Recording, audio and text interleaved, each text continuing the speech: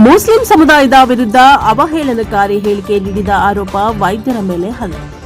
ಹಾವೇರಿ ಜಿಲ್ಲೆಯ ರಾಣೆಬೆನ್ನೂರು ನಗರದ ಮುಸ್ಲಿಂ ಸಮುದಾಯದ ವಿರುದ್ಧ ಅವಹೇಳನಕಾರಿ ಹೇಳಿಕೆ ನೀಡಿದ ಆರೋಪದ ಮೇಲೆ ವೈದ್ಯರ ಮೇಲೆ ಹಲ್ಲೆ ನಡೆದಿದೆ. ರಾಜೇಶ್ವರಿ ನಗರದ ನಿವಾಸಿ ಡಾಕ್ಟರ್ ಗುರುಮೂರ್ತಯ್ಯ ರಾಣೆಬೆನ್ನೂರಿನ ಕೋಟೆ ಓಣಿ ರಚೋಟಿ ಮಠದ ಬಳಿ ಹಲ್ಲೆಗೆ ಒಳಗಾಗಿದ್ದಾರೆ. ಹಲ್ಲೆಯ ನಂತರ ಅವರು ಕ್ಲಿನಿಕ್ ಮೇಲೂ ದಾಳಿ ನಡೆಸಲಾಗಿದ್ದು ಮಾರಕಾಸ್ತ್ರಗಳಿಂದ ಕ್ಲಿನಿಕ್ ಹಾನಿಗೊಳಗಾಗಿದೆ. ಅಲ್ಲದೆ ಕ್ಲಿನಿಕ್ ಎದುರು ನಿಲ್ಲಿಸಿದ್ದ ಎಲೆಕ್ಟ್ರಿಕ್ ಬೈಕ್ಗೆ ಬೆಂಕಿ ಹಚ್ಚಲಾಗಿದೆ. ನಗರ ಠಾಣೆಯ ಪೊಲೀಸರು ತಕ್ಷಣ ಸ್ಥಳಕ್ಕೆ ಧಾವಿಸಿ ವೈದ್ಯರನ್ನ ರಕ್ಷಿಸಿ ಚಿಕಿತ್ಸೆಗಾಗಿ ತಾಲೂಕಾ ಸರ್ಕಾರಿ ಆಸ್ಪತ್ರೆಗೆ ದಾಖಲಿಸಿದ್ದಾರೆ. ಈ ಪ್ರಕರಣಕ್ಕೆ ಸಂಬಂಧಿಸಿದಂತೆ ಮಕ್ಸದ್ ಮೊಮಿನ್, ಸೈಯದ್ ಅಹಮದ್ ಮಗಂದರ, ಸೈಯದ್ ಹೊನ್ನಾಳಿ, ಜಾಫರ್ ಸಾದಿಕ್ ಕಿಲ್ಲೆದಾರ್, ಅಬ್ದುಲ್ ಮುನಾಫ್ ಮೊಮಿನ್ ಸೇರಿದಂತೆ 20 ರಿಂದ 30 ಜನರ ವಿರುದ್ಧ ಪ್ರಕರಣ ದಾಖಲಿಸಲಾಗಿದೆ.